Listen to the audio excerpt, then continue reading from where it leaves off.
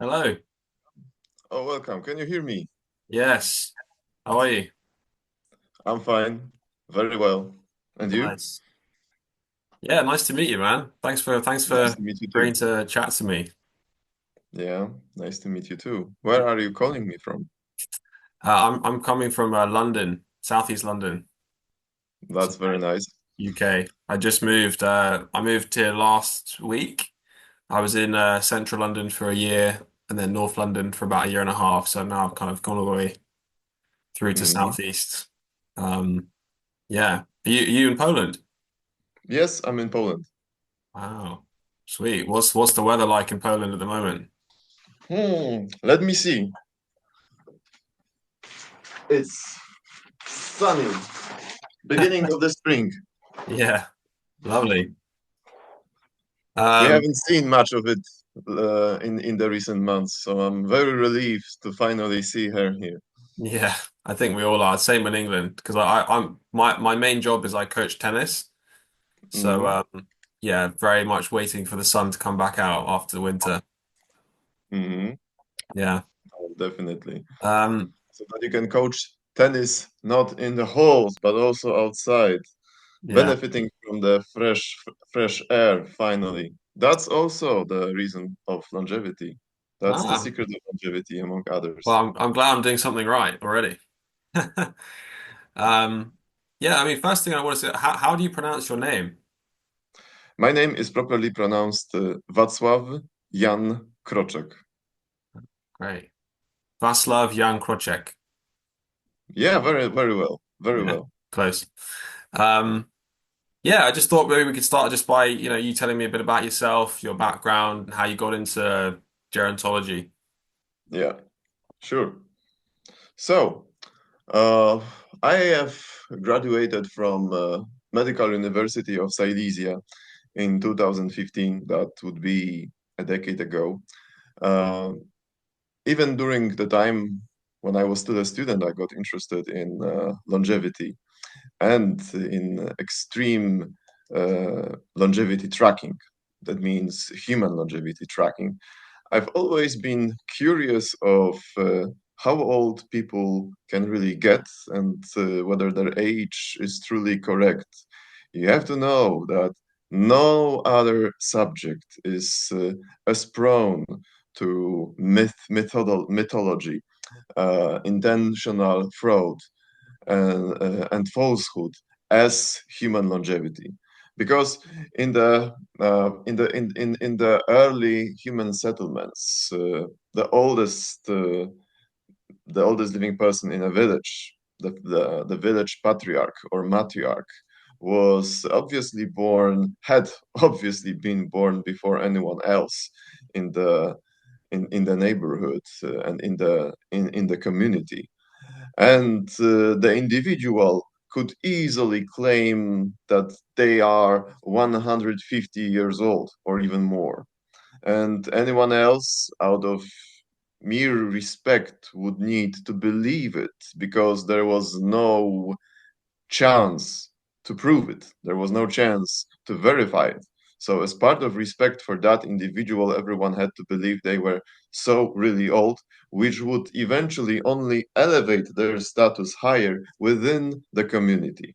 However, as the Catholic Church boosted the influence, as the civil birth register got introduced in many countries, primarily in modern European countries, the mandatory birth registration, then scientific world for the first time uh, got tools in order to perform in order to perform scientific age validation, and the modern standards were were introduced in this. And the first countries which introduced such mandatory birth registration were European countries, of course.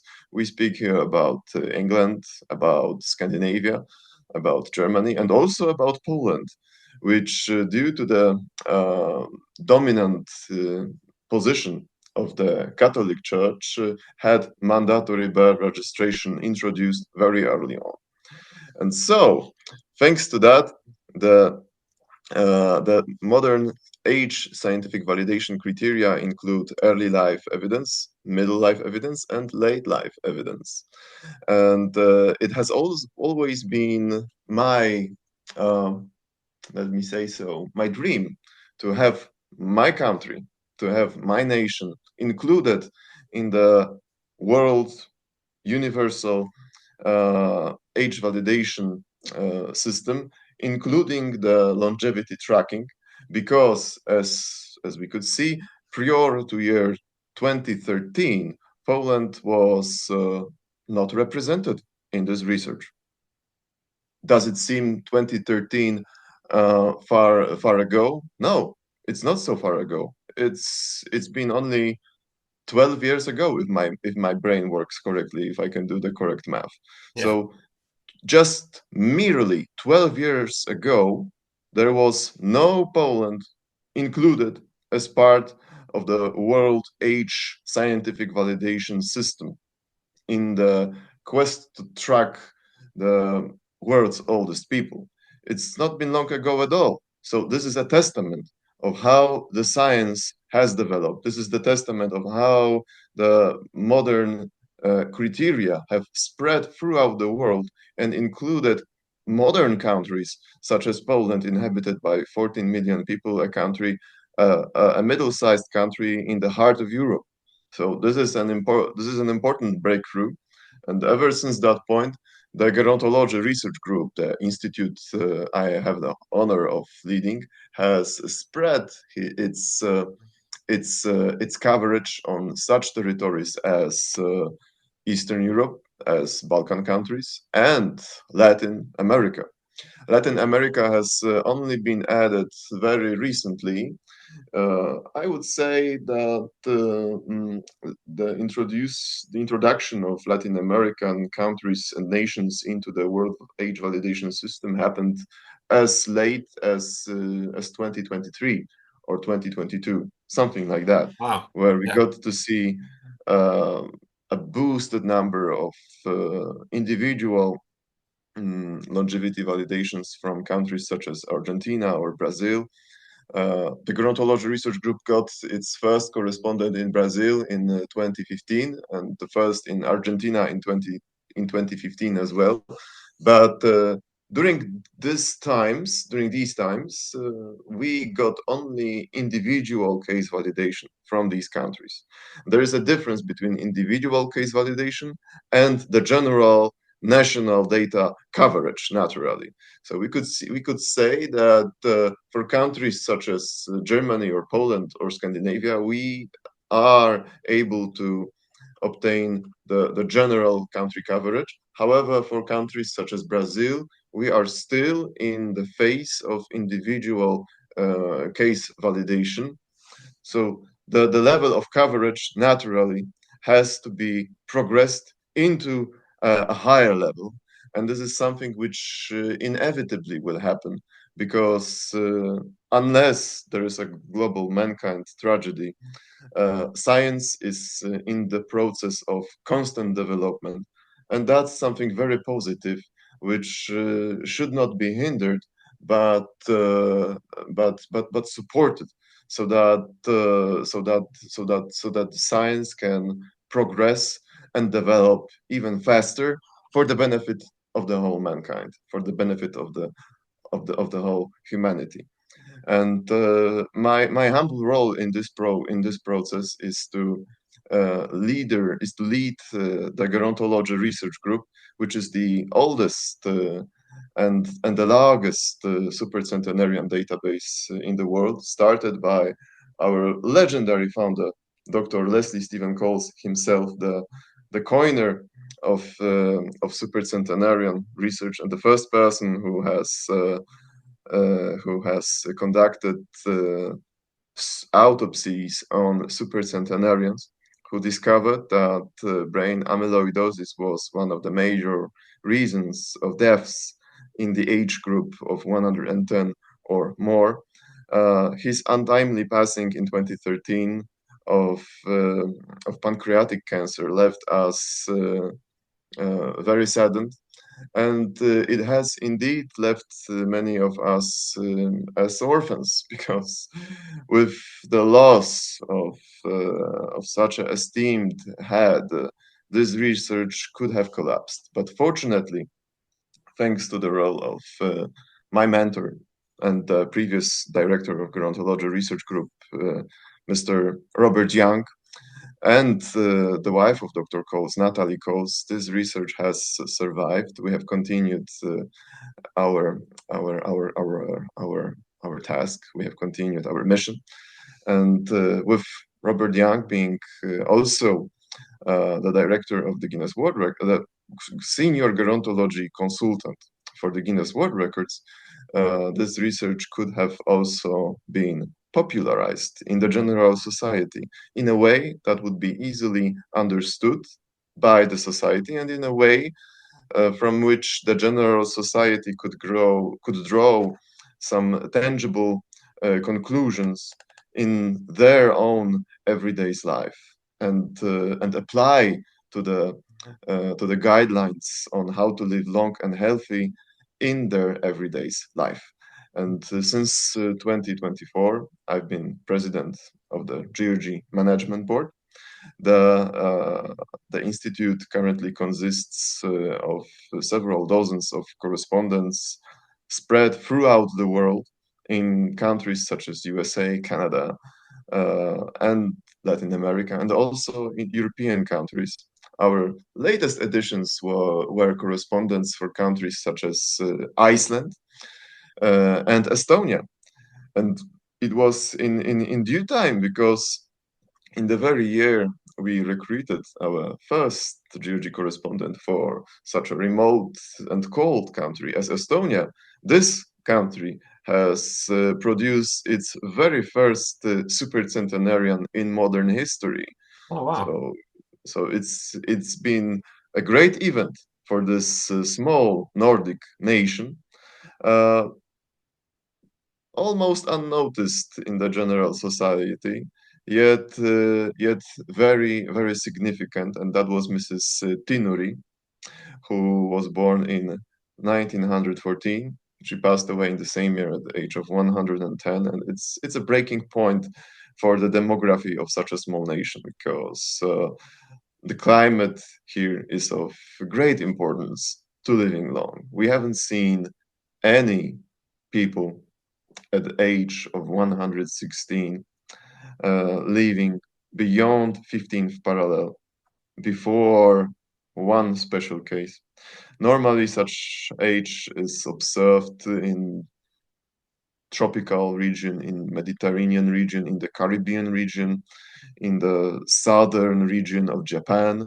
Interestingly, not in the all of Japan, only the southern part of Japan has produced supercentenarians aged 116 or more, not the northern part.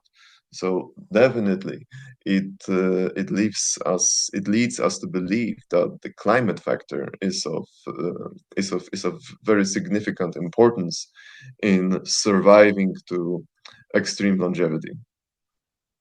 Cool. I mean, there's so much there that is really interesting. Um, Yeah.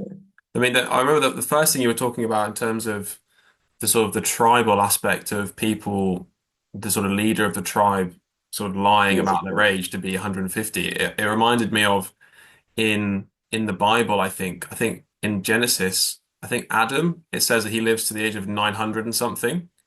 Uh, Yes. and the sort of early patriarchs of the Bible, yeah, they have these ridiculous, what seems to us to be sort of these ridiculously long lives and these large ages. But I assume that's probably something to do with, like you were saying, sort of tribal esteem or status. Is that Of right? course, of course, it is profoundly linked. The old age is profoundly linked to respect and social status. So it's no surprise that in the religious communities we saw the cases of extreme longevity as well.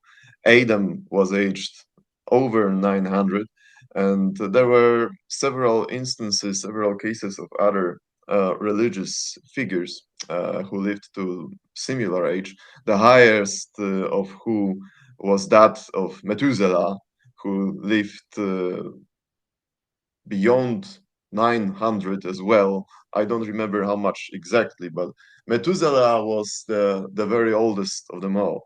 And so the name Methuselah got found its way into the general society, into the modern culture. Methuselah is the name on someone very old, oldest in the community, on someone oldest. Methuselah symbolizes someone oldest within a nation, a community, someone who reached a very esteemed and noble age. So yes, high age makes people notable, and that has been true for centuries up until now, because no one would question the age of the patriarch or matriarch of the community.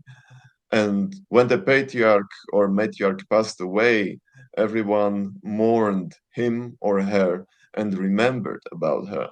So yes, that's the very reason.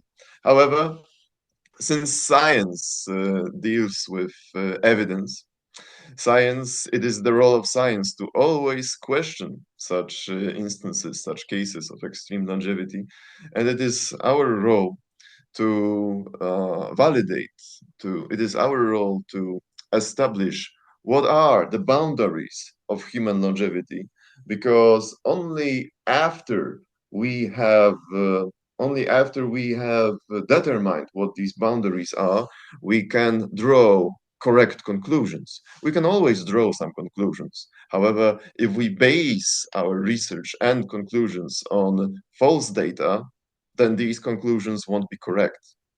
And it is the role of science to obtain correct conclusions, even if the quantity of data is poor.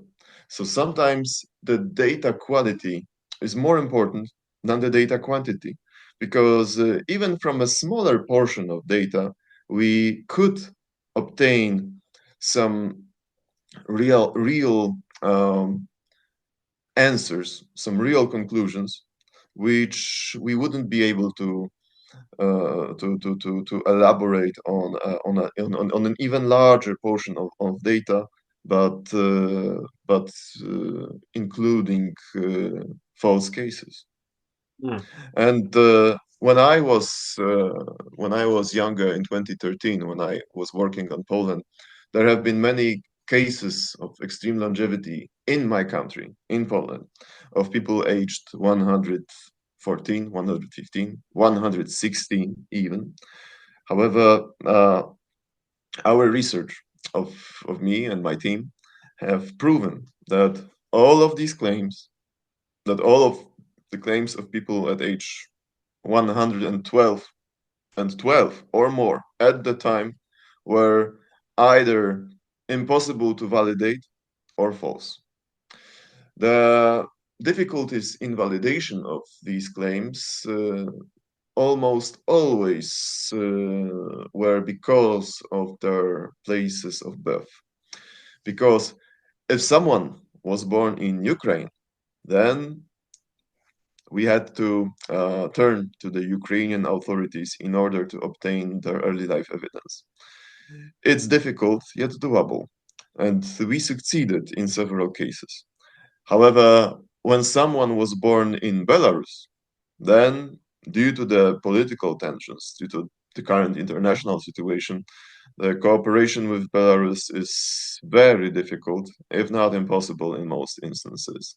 And only cooperation with Lithuania, Latvia, and Estonia, the countries from which several Polish claims were born, is possible and easy due to the fact that these three Baltic countries are part of NATO, they are part of European Union, they are part of the cultural Western world, which cooperates, shares data with one another in a respectful manner.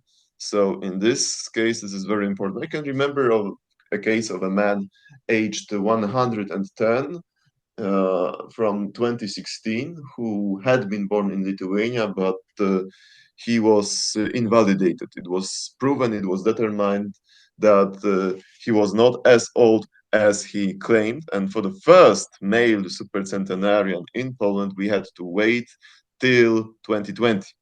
And it was Mr. Kowalski, Mr. Stanisław Kowalski.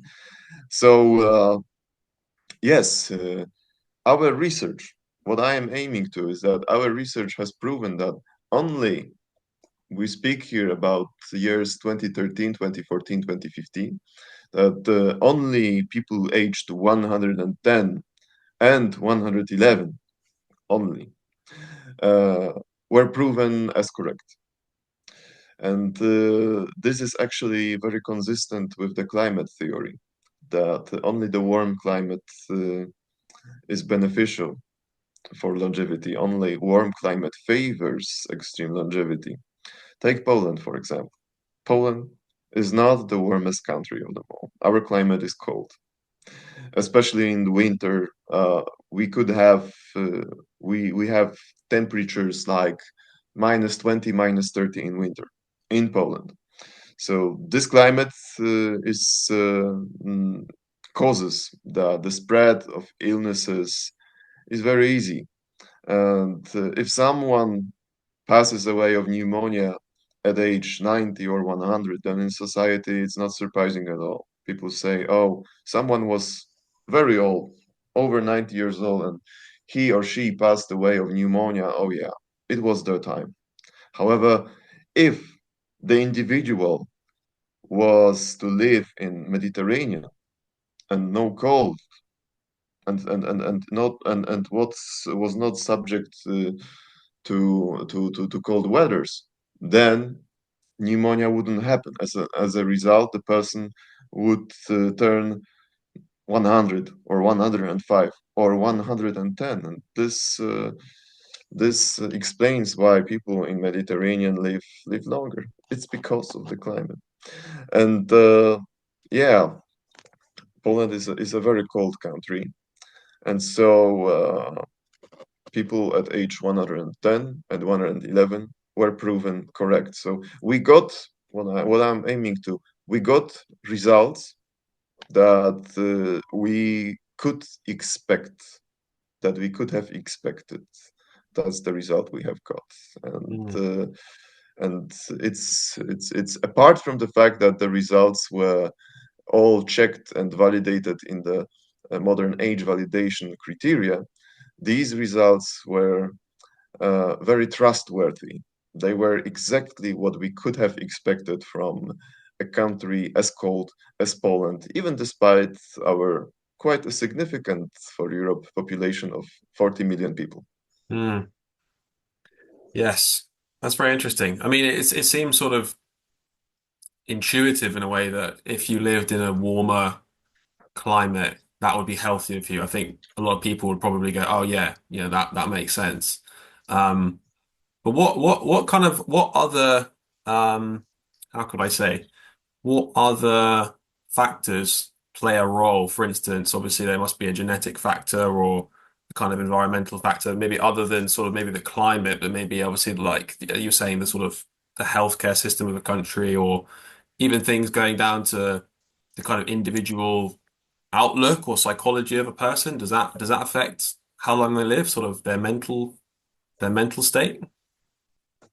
Mhm. So uh, let me begin from the genetic factors. Uh, the part of genetics that and epigenetics that favor longevity are longer telomeres. Telomeres are an integral part of our chromosomes, and the longer the telomeres are, the larger the potential of replication of cells. And if the cells are able to replicate, then the aging process is slower. And this is exactly what makes people live longer. They do not live longer just, but they age at a slower rate.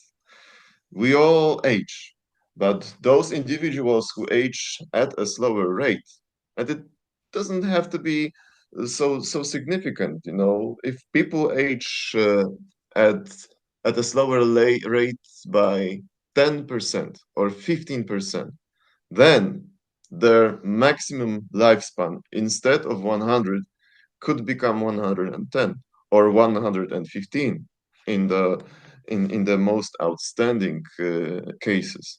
And that's the very secret. And yes, longevity is something that can be inherited.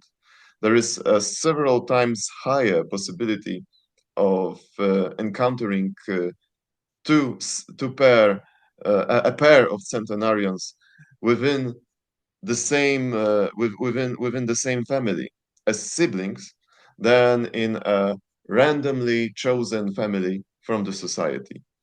We observed cases when the mother reached very high age and their children reached such as well. We have observed cases in which among siblings where there was a supercentenarian, another sibling also lived long enough to become a centenarian. And for instance, the family of Aleksandra Dranka of Poland, the first supercentenarian I met back then in 2013, she lived in Subcarpathia voivodeship. It's south of Poland. So as you can see, the best place to get very old in Poland, the best place to achieve longevity is the southern part of the Warmer country, part. which benefits from the warmer climate. And Subcarpathia is such place. So Our Lady Alexandra Dranka had a brother who was 10 years, she was 10 years his senior. She reached 110, and the brother reached 100.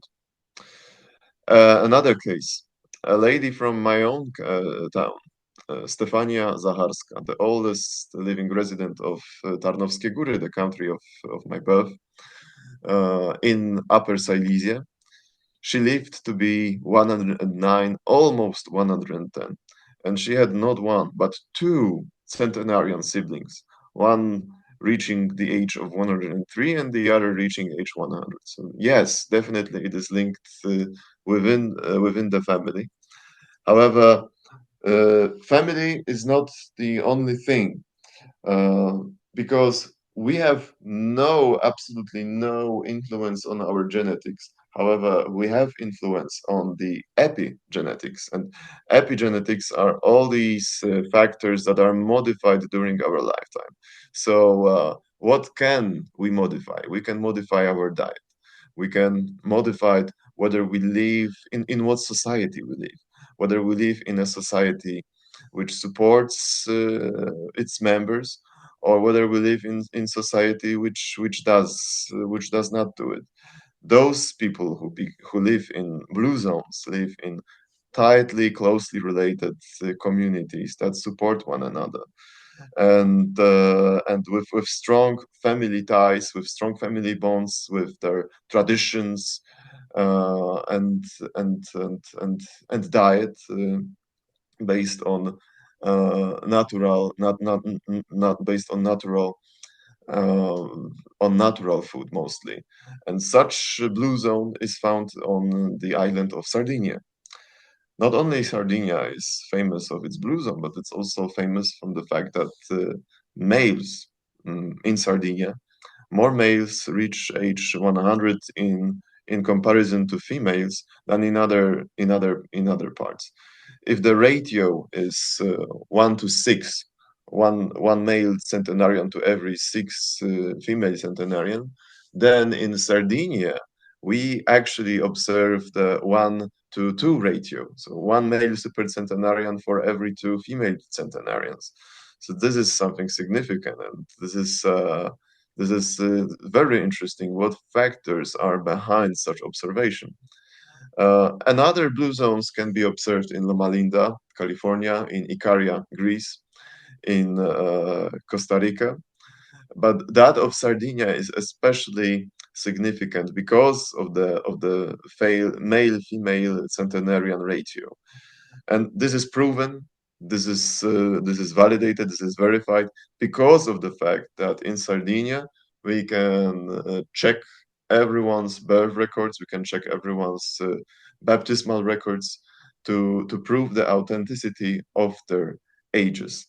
And also Sardinia benefits from warm climate. This is not without significance. This is an island located in the Mediterranean, a perfect place to embrace longevity and healthy senility, because uh, lifespan nowadays is not the only thing that matters.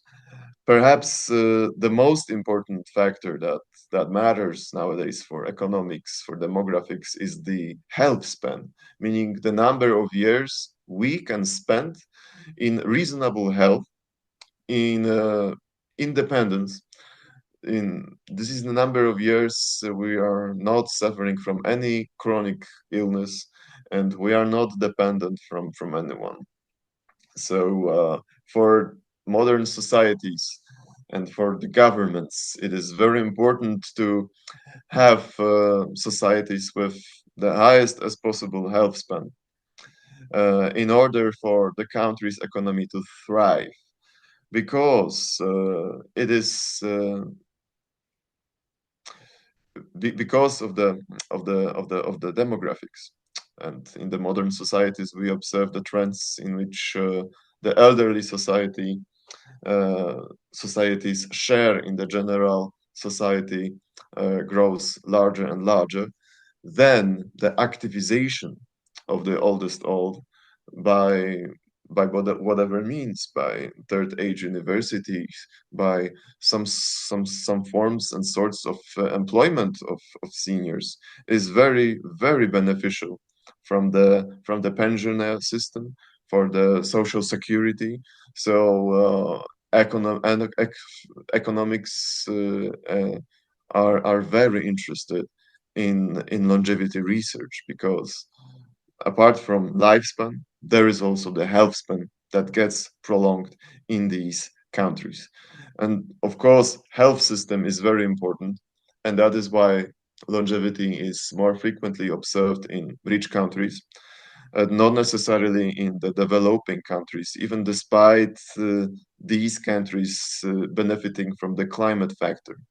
That is why Haiti, which has suffered from a lot of social, political, and also natural catastrophes, uh, does not produce as many centenarians and supercentenarians as France, as Spain, as Portugal, as Italy, as United States, because of the political and economical factors, and the high level of healthcare is naturally involved in this. So yes, it is in the best interest of the world society to promote the development of healthcare, to support societies in poorer countries in order to solve our problems better, in order to ease up the healthcare system, so that the the more so that other illnesses can be cured instead of another that cause significant amount of deaths among society. And when it comes to psychology, thank you very much that this question happened. In my PhD thesis, I have I have I have approached centenarians with questionnaire, centenarians and their families in Poland, what psychological features they do represent in their life, and they have represented throughout all their earlier life. And the results were very interesting. Uh, mm, the results were that the centenarians, those people who, namely, those people who reached centenarian status, have mostly been featured with generally positive features, such as calm, such as reflex, such as wise, such as caring, such as easygoing, or kind, loving, caring, and and those negative features were almost not existent. such as nervous, depressed. These features were not represented in this study, or almost not represented.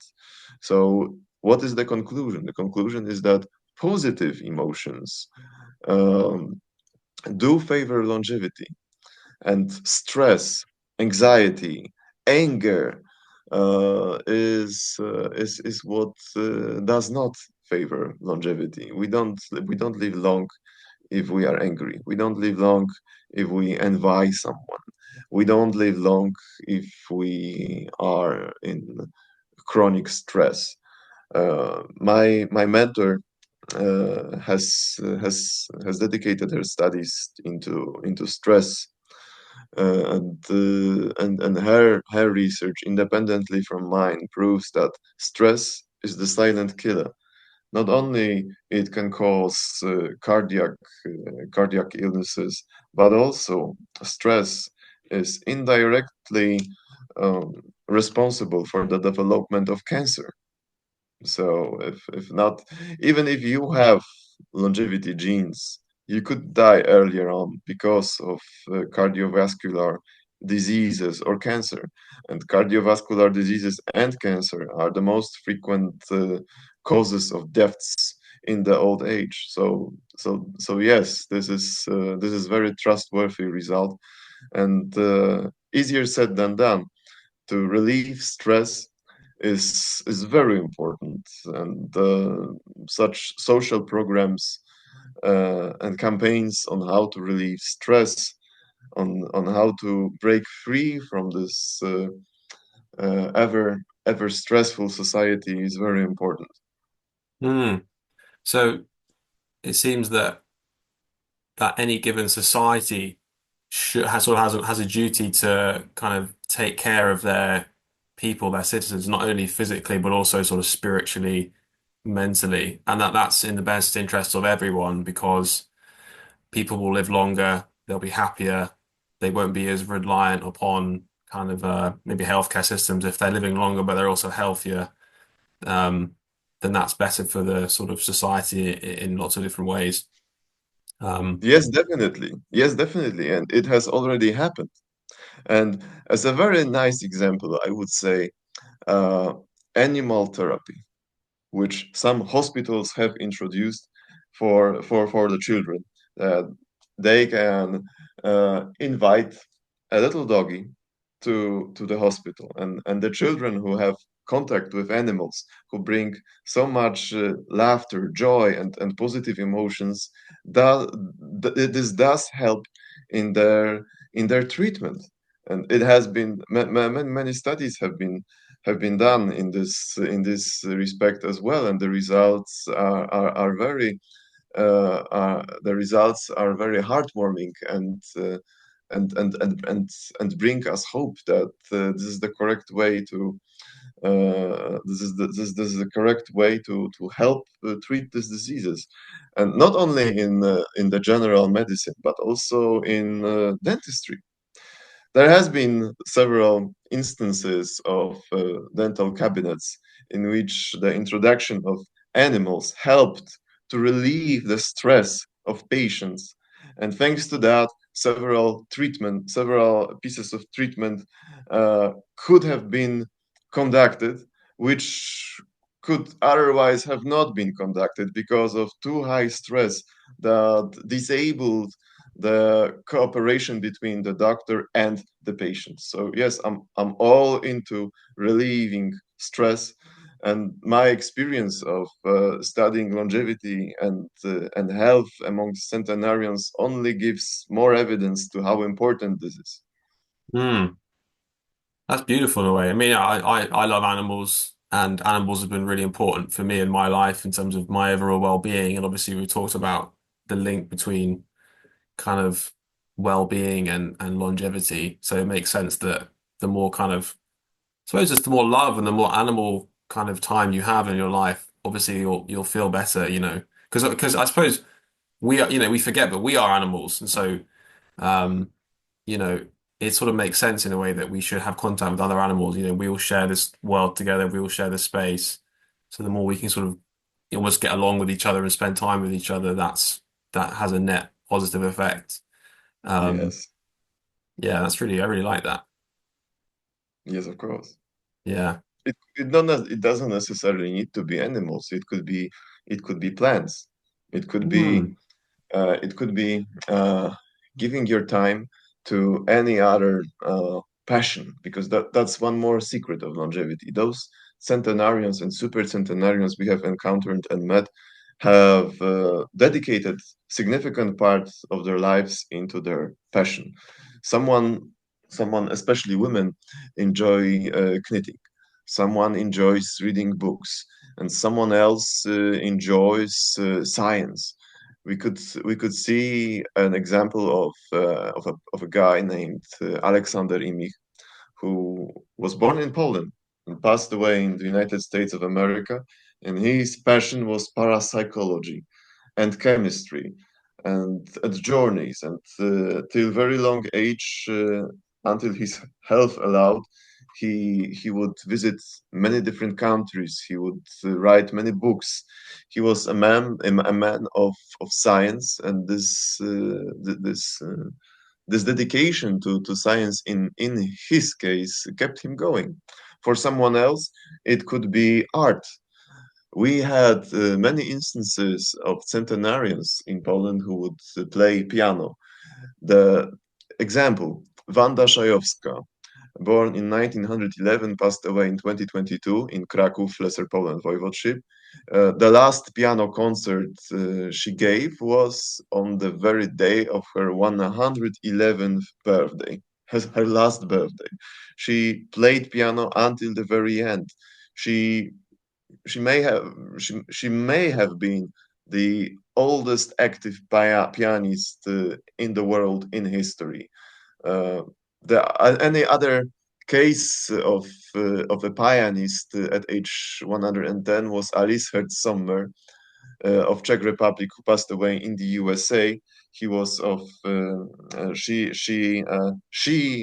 played piano until age 108, and she was also very positive, very heartwarming, and very kind-hearted. You could feel that when you spoke to her.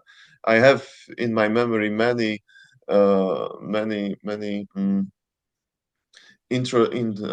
interviews featuring her, and her positive attitude to life was easily seen in her words and actions. For someone else, it could be painting. We had a man named Henryk Kozubski, who passed away in Wieliczka in Lesser Voivodeship, in Lesser Poland Voivodeship, and he would paint until his last birthday, and he passed away at 909, 109. And another example was a man from the United States. Oh, what was his name?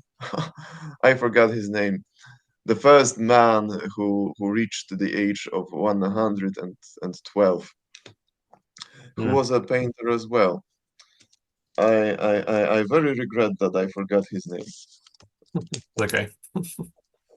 A man from the United States Mm. who would paint until the age of 112. So it's not a coincidence that the first man who became 112 years old was a painter, and he painted until very old age, until his last birthday, literally. So yes, dedication to passions and ability to dedicate to it is a very important factor in not only reaching high age, but especially in good mental condition. And good mental condition is of unnegligible importance in living long. It just keeps them going. Mm. It's what keeps us going, to have a passion and to dedicate our life into it. If we have no passions, then what is the reason to live any longer? Then we could as good as well pass away tomorrow, and it will be all right, because there is no goal in our life, there is no joy in our lives. Those is individuals who find this joy, they do live longer. That's what keeps them going, apart from their longevity genes, which they naturally do also possess. Mhm. So I suppose, yeah, even if you don't have the longevity genes, it's all about kind of, maximizing your, I was about to say maximizing the length of your life, but it's almost maximizing just the quality of your life, which then will also increase your longevity because you might not have the genes for living to the age of 115, but how long could you live for? And pursuing your passions will increase the quality of your life and then probably the longevity of your life. So it's just a Of net course, positive, isn't yes. it? Of course, yes. We don't know if we have longevity genes. We probably don't. The chance that we have is not as high. One in Poland, one person in a million becomes 110. One in a million. Yeah. One in 1,000 reaches the age of 100, and then one in 1,000 of centenarians reach the age of 110. So it's a easy maths that 110 is achievable by one in a million. However, even without longevity genes, if we follow these guidelines, if we somehow can avoid stresses, if we take good care of ourselves, including physical and mental health as well, then we can embrace 85, 90, 95 wonderful years in which our life will be of significance, in which our life will give us a lot of joy, not just to us, but also to our closest ones. And if by a chance, if we have the longevity gene, then we could break uh, we could break 100, 105, 110, or even as Mrs. Tekla Juniewicz of my country, of Poland, 116.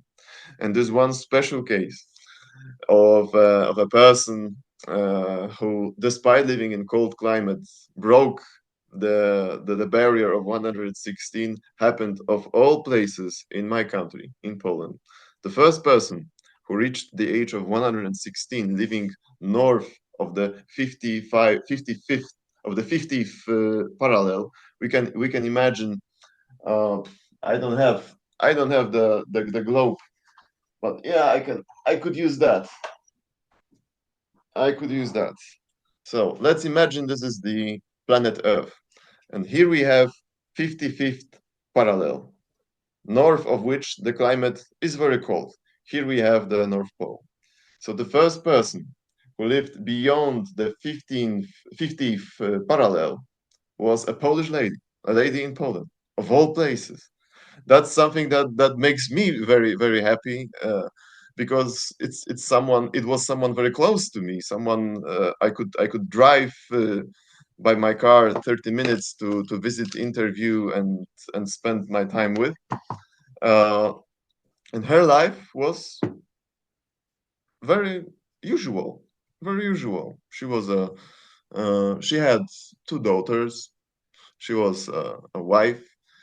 Then she was a grandmother. She was a housewife.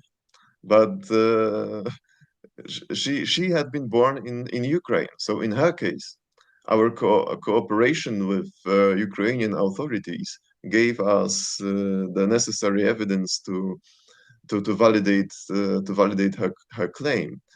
And so in this very case, it is heartwarming that in case of Tekla Juniewicz, uh, the medical intervention allowed her at age 111, allowed her to reach the age of 116 because she had potential for 116. However, at age 111, and that's very interesting from the medicine point of view.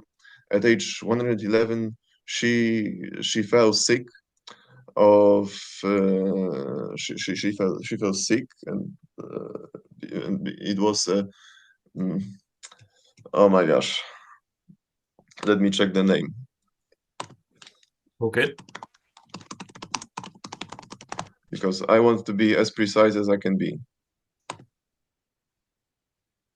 In Latin, that's morbus regius mechanicus.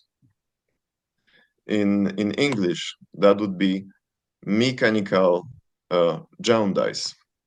Hmm. It's a rare illness, probably the first such happening at age 111. I don't know of any other instances.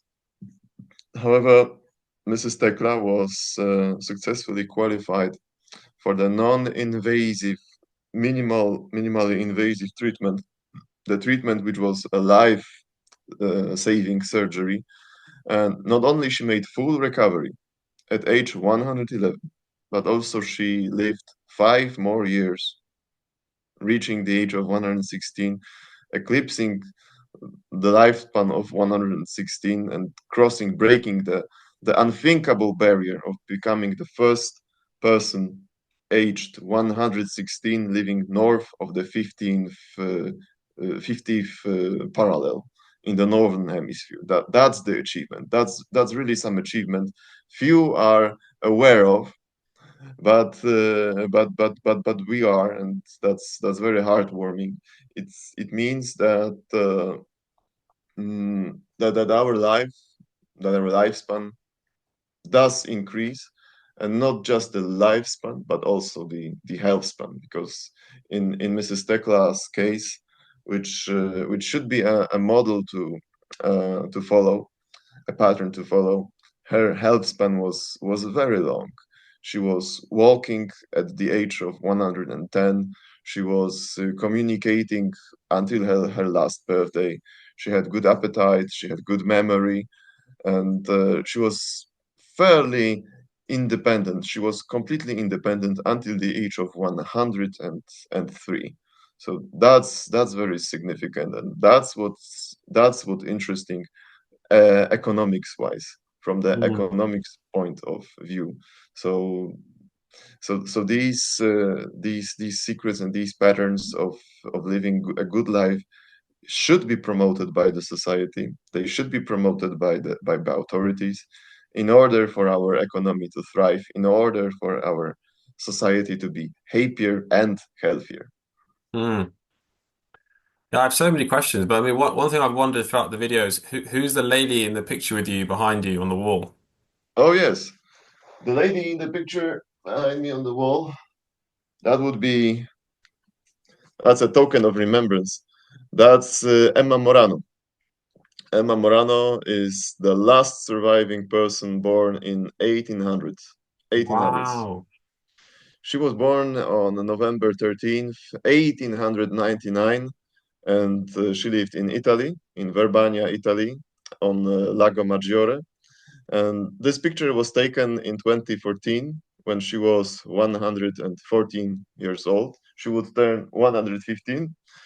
In the end, she would become 117 years old, and she was the world's oldest person and the last surviving person born in 1800s. And her life quality was very inspirational as well.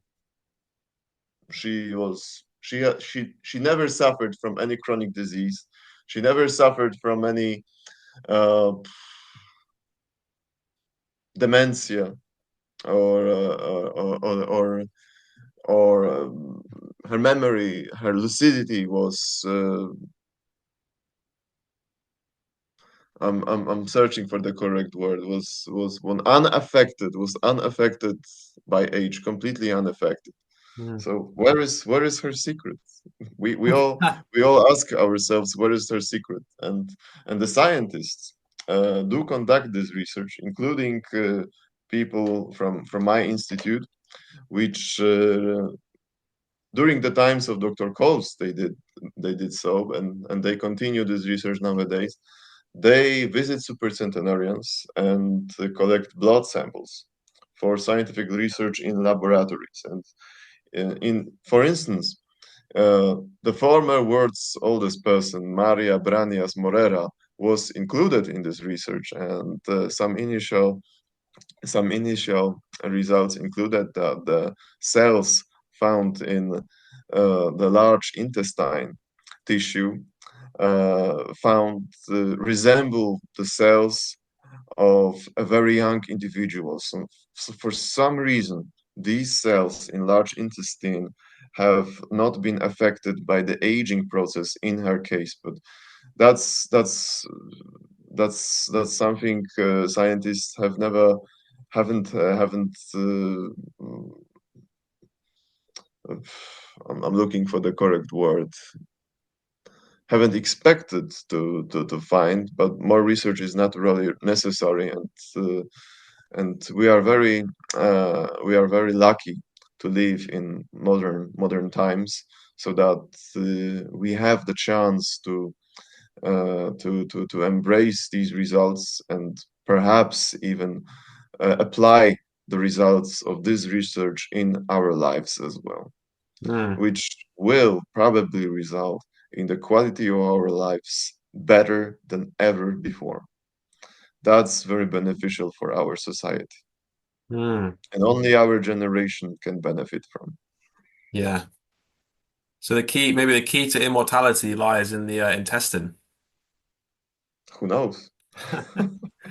Yeah, Definitely in lies in correct diet, definitely, and yeah, that diet should well everyone who reached the age of 110 or more, they did not follow any special diet. So they nurtured on everything that was natural. And perhaps that's the key to longevity. Nevertheless, raffinated sugars, too much alcohol is not advised. We have seen long-lived individuals who were based on natural diet that included a lot of natural ingredients, a lot of proteins, and not not necessarily a lot of sugar. Uh, Very interesting and good patterns can be found in Japan, because in Japan, people's diet, Japanese people's diet is based on fish. And fish, as we all know, is the best sort of meat, which does contain significant portion of proteins and a lesser amount of sugars and fat. And also, there is a very important habit of Japanese. They eat until they are 18% full. They don't overeat. As a result, they are not obese. They don't suffer from diabetes as much as Americans and Europeans do, and they are healthier.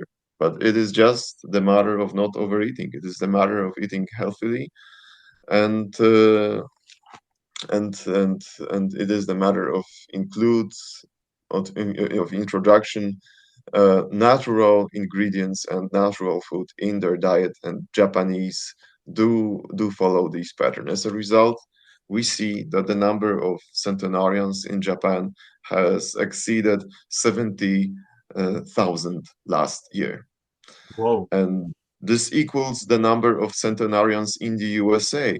And let's compare the population. The population of Japan is if I calculate, if my memory serves me, 120 million people, while that of the USA is over 300 million people.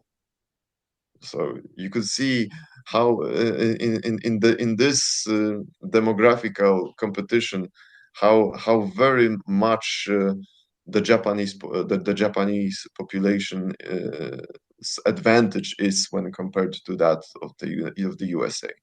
mm, And the development, the economical situation of both countries is roughly the same. Both are highly developed countries. So surely Japan is benefits from other factors. One of these could be their diet. mm. Interesting. So interesting. Um, yeah, something else I wanted to ask you on a sort of on a more personal level. Obviously, you said that you've interviewed lots of centenarians, super centenarians. I had the privilege of speaking to a lady who's 103 on Monday, and it was one of the Oh, most beautiful, emotional, enjoyable experiences probably of my whole life. yeah. Um, and obviously I learned a lot about her life, and she was very wise and again very positive, kind person. So I was just wondering, what are some of your favorite memories, things you've learned from the centenarians that you've spoken to? Mm. I have one special memory from my visit to. I should have a picture. Oh, let me find. Oh yeah, I have a picture. I have a very nice picture here. Oh yeah.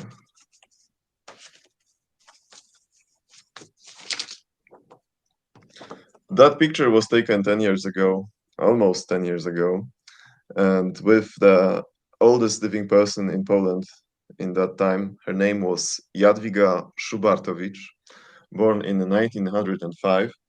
And this lady here led a very eventful life. She was born in 1905, and in 1917, she lived in St. Petersburg, and she experienced the Russian Revolution there.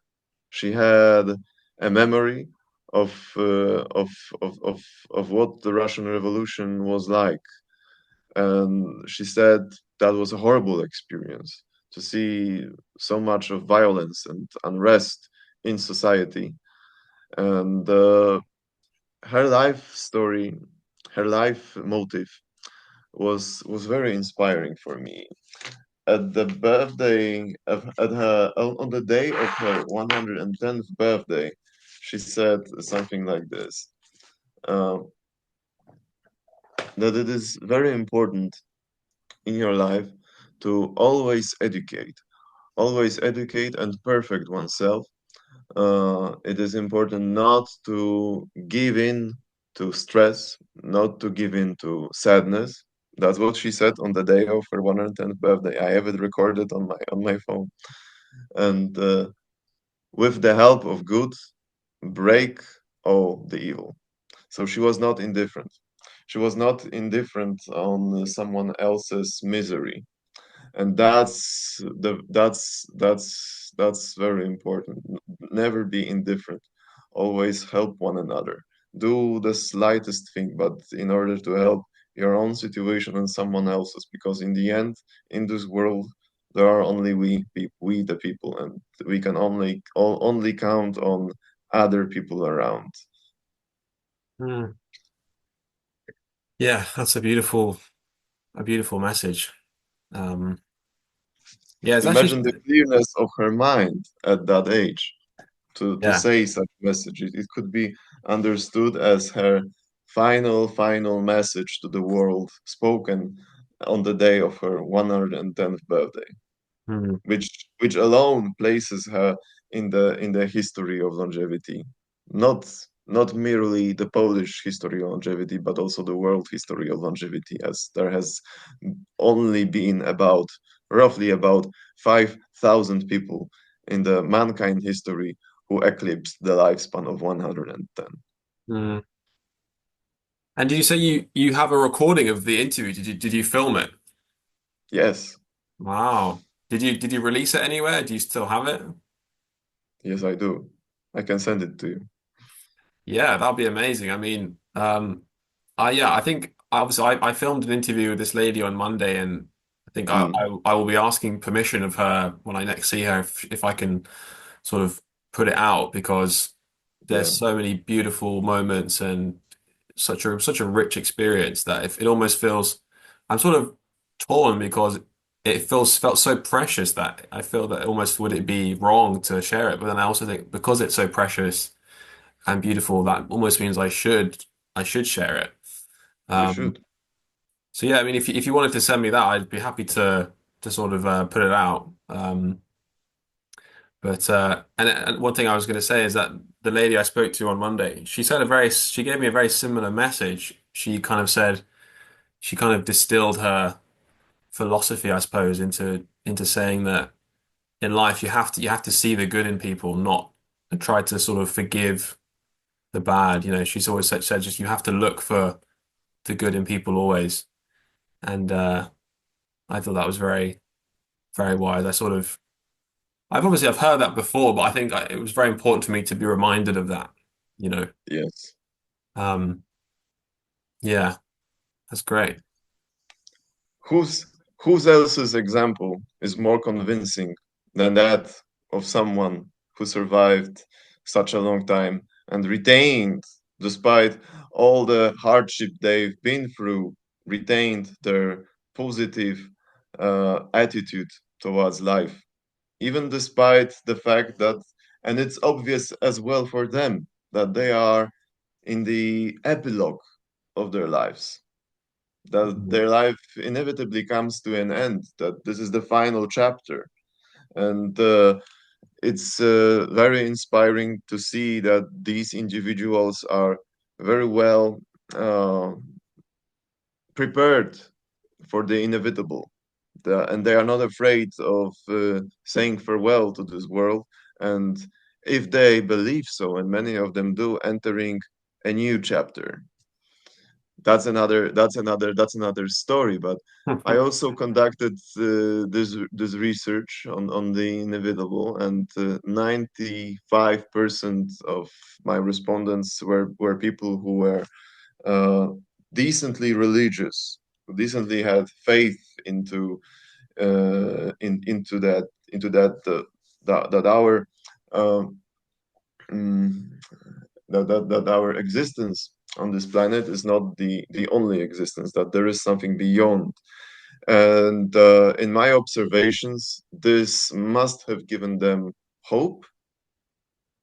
Uh, and hope is something very strong. Hope is something what keeps people going, and hope is something that keeps people healthy and happy despite very old age. So, in if this is the good that the religion does to people by giving them hope and happiness in every chapter of their life, then that's probably the best aspect the religion has given to mankind. It has given many bad aspects as well, but that one is very positive. Mm. That's so interesting because yeah, again, the conversation I had with this lady on Monday, hope came up. We spoke about it because I asked her, I said, do you believe in God? And she kind of Mhm, paused and said, well, I'm not really sure, and I want to believe there's a God, and but then I see all this suffering.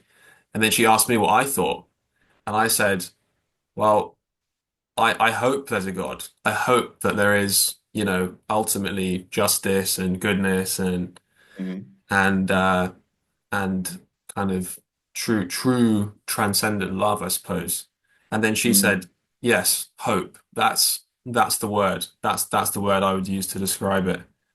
And I think she is a kind of person who she embodies hope in her being and mhm. in her the way she conducts herself and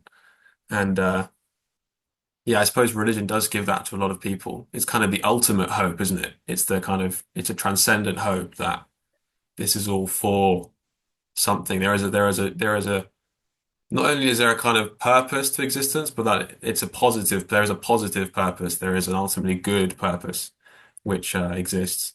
I suppose if you really believe that, then that's only going to increase the quality of your own life and how you interact with people and how you live. Yes, yes, definitely yes. And that's what the science wants to achieve, to increase the quality of one's life, because that's tangible. It's tangible and can be described using criteria, scales, and indexes. And that's what the science loves, indexes.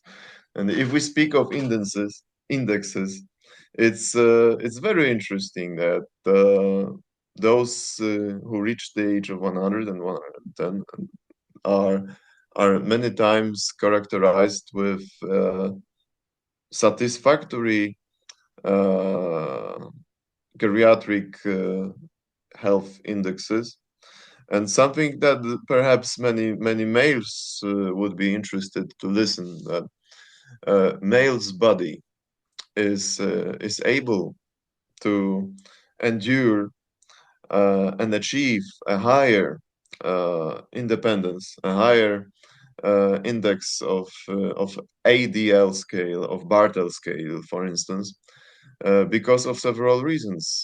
First of all, as males do not give birth to children, then they are less prone to sclerosis illness. As a result, males suffer less from uh, pathological bone fractures, and as a result, they are capable of being more fit than female centenarians. But unfortunately, less male lives to this age, and that's the problem in itself because males with larger bodies are more prone to cardiovascular diseases. They are more prone to other diseases as testosterone acts as an immunosuppressant. They are less prone to engage in uh, dangerous activities such as wars. They are more prone to addictions like smoking, like alcohol overuse. So it's an important lesson for males to do better, to arrange their life better, because they have potential, but they do not use it. So uh, the lack of chromosome X, which encodes more genes, is also one of these factors why males do suffer from several illnesses. Women do not necessarily suffer. Hemophilia is one example, which is related with the lack of another chromosome X, which can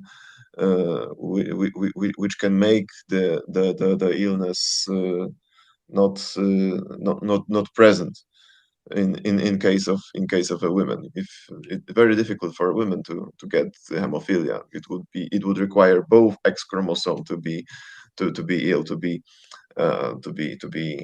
featured with this illness. So yes, definitely, very important for males to arrange their lives well. Hmm, fascinating. Um, I've just seen the time, and I really enjoyed the conversation, but I have to go because I have to go to work Yeah. soon. But yeah, I mean, it's really great talking to you. Thank you for your time, and Thank you for your time. Thank you for your time too. For the final, some statistics. Great Britain, over 200 cases of supercentenarians. Poland, 30. wow, wow. That's that's because Great Britain is featured and characterized with one good oceanic climate, which makes the winters more mild, which makes the summer more mild. Good economic situation, and very good political situation. It has influence. For instance, France, Italy, they both gain about 250 cases, validated cases of supercentenarians, while Germany much less. Germany around 150 maybe 200, something like that, Hmm. roughly. Not everyone is validated yet, but there is seen advantage of Great Britain, France, and Italy over Germany. And this, even despite the fact that Germany has a higher population than both these three countries. And one of the reasons behind this could be uh, the the generational experience of World War II, as Germany has triggered this war, and as a result, they have lost this war. Then the feeling of national guilt could be a factor responsible for their lesser survival to such a high longevity, because there is a lot of stress involved. Guilt is linked with stress. And also the fact that the German society is a very hardworking society, and the climate in Germany is not as good as that of France and Italy. That can also explain it. But nevertheless, the facts are that 80% of the global supercentenarian population happened in only five countries: the United States, Japan, UK, France, and Italy. And that's it. Followed by Canada, Germany, and Spain. But Canada, Germany, and Spain haven't had as many validated cases as these five leading nations. And the general percentage in the world that our institute, the Gerontology Research Group, has coverage on is only about Guess how much of the world population? How high percentage of the population is included in our study? Oof. I'm tempted to say not a lot. Not a lot. Yeah. Guess a number. A percentage? Yes, 10%? you were very close. 10, 11, 12, 13%, something like this. So very good guess. The countries that we have our coverage on, due to good satisfactory birth registration, account for only 13% of the world population. So you can see how much of world mysteries in terms of global human longevity remains unsolved. Of course, these nations include China, India, Indonesia, uh, almost the entirety of Africa, almost the entirety of Asia, Russia included. There is zero confirmed, fully validated supercentenarians from Russia, 140 million people. So there is definitely a lot to do. Yet the very positive aspect of this research is that, and this is very heartwarming, that people of all races, people of all origins, languages, colors of skin, religions are samely capable of reaching longevity. The factors that determine it are mostly that related to the climate, but not related to humans and their features themselves. Uh, a very inspiring, well, not inspiring, but an important thing in the United States of America, the the genetical mix is actually a factor that favors longevity. People who are of mixed race, mixed genetics, are the, in human development, good genes tend to replicate and they tend to replace the bad genes. They tend to replace the bad features. So actually, the racial mix is something that helps people living longer to help multiply good and strong genes and nullify those not good. So yes, the mixture of of people from various cultures and continents is something uh, to be recommended in this regard. And also, this is a study. This is or okay, just for conclusion, the three most important discoveries of the gerontology research group. First, male-female gender ratio of supercentenarians. It is 1 to 10. One male supercentenarian for every 10 female supercentenarians. Such vast is the advantage of females over males in this age groups. And actually, in the higher the age group, the higher the advantage of females. So if we turn to age group 113 plus, 114 plus, then the percentage of males drops from 10% to 8 and 6% respectively. Then the advantage of African American population. This is something that can't be observed in Britain, but it can be observed in the United States because of the historical factors. The African American supercentenarian population is characterized by lesser mortality. It's almost insignificant, but it is still noticeable, even if it varies by 1 or 2%. It is linked with slavery, as people of African American descent, their ancestors were slaves. So naturally, those who survived the hardships of being transported from Africa to the United States had to endure a lot of hardships.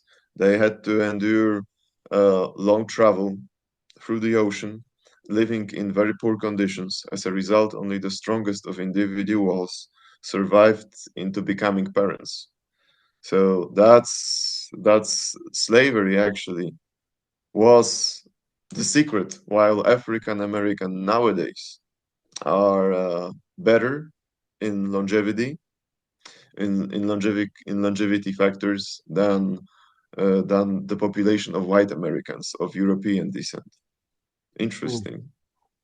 And what was there a third big discovery? You said there were three big discoveries. Yeah, the third discovery is the mortality rate. The Mm. mortality rate which grows along with age.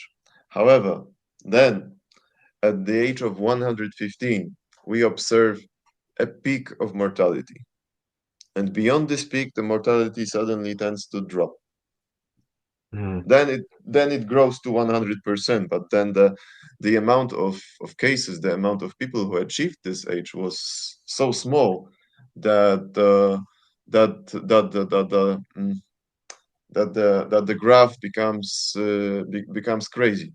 Nevertheless, the mortality peak over the years remains. That's very interesting, because uh, it may imply that beyond certain age, those individuals who reached 115 are so strong. They are their vitality is so strong that the possibility of them passing away at 115 is smaller than the general possibility of passing away at 114. So the chances of them surviving until 116 and 17 is then higher. But we speak here about few cases, very few cases that reached this age, that reached these ages. So more observations are naturally necessary to further confirm this theory of mortality peak. But Mm. mortality peak at age 114 itself gives the idea that several individuals, those who eclipse the lifespan of 115, are bestowed with exceptional vitality, even for even for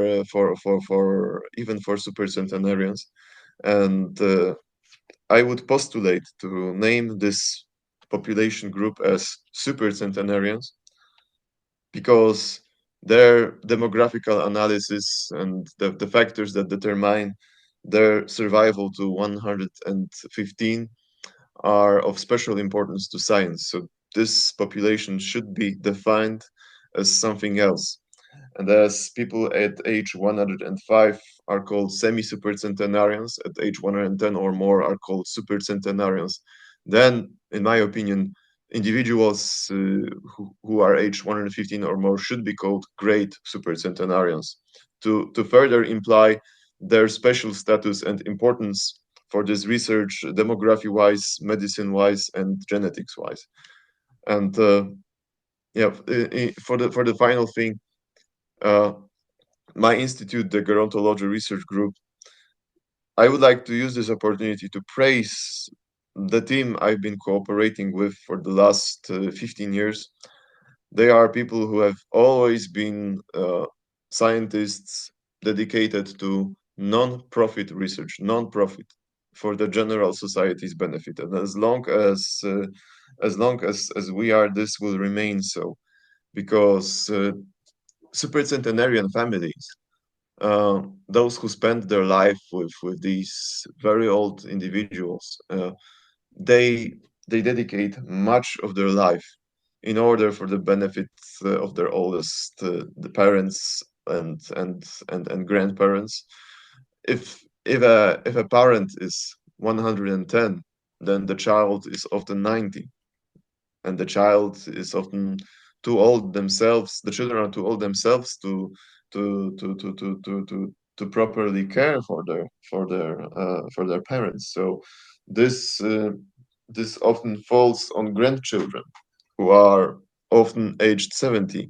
Last week, I went to France and I met a lady at age 114 who had her whose closest relative is a lady who is herself aged 74. 74 granddaughter, 74-year-old granddaughter. And because of that, this research should never become subject of commercial financial gain. It should always become non-profit, because only this non-profit, not only non-profit research serves science and science alone without conflict of interest, but also it is very ethical, and ethical for the sake of the grandchildren and children who care for their elderly, very often very often ailing, and parents who are supercentenarians, and they do it they do it for free, they do it interest free. Mm. That's what I wanted to say. Non-profit is the essence of science, because science itself is for the general society. Science is for the benefit of all mankind, regardless of their status, regardless of their wealth, status and situation. Mm. Well, that's a beautiful way to end. Thank you very much Yeah, for your time. And yeah, I'll put a link. I'll upload obviously videos and clips and stuff, and I'll put your links and your details in the videos as well. Yeah, really great talking to you. Is it I'll try and say your name again. Dr. Wacław Jan Kroczek. very good. Okay, thank you. Very good. I could send you the link uh, to my speech at Longevity Summit Dublin conference last year. You could take from it everything you wish for your for your report. Uh, and yeah, there are. It's a vademecum of all the most important things and aspects that we discussed about today as well. Uh, and also it promotes the idea of longevity summit, where the minds from all the world meet and discuss and share results of the research, all in hope to move one step closer to this to healthy and long-lived society of the future. Yeah, sounds great.